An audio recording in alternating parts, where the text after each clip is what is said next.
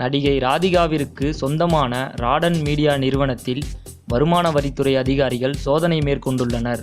கடந்த 7ஆம் தேதி கொட்டிவாக்கத்தில் உள்ள ராதிகா சரத்குமார் வீட்டில் வருமான வரி சோதனை நடைபெற்றது.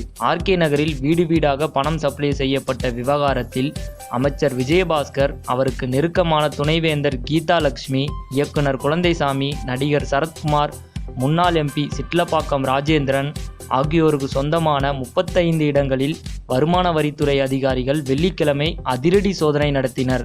இந்த சோதனையில் 6 கோடி ரொக்க பணமும் மற்றும் 185 கோடிக்கு சொத்து ஆவணங்கள் சிக்கியதாக கூறப்படுகிறது. தொகுதியில் பண விநியோகம் செய்ததற்கான ஆவணங்களும் சிக்கியதாக தகவல்கள் வெளியாகி பரபரப்பை ஏற்படுத்தின. இதனையடுத்து தேர்தல் ரத்து செய்யப்பட்டது. சரத்குமாரை விஜயபாஸ்கர் தான் பேசி அழைத்துச் சென்றதாக பரபரப்பு தகவல்கள் வெளியாகின.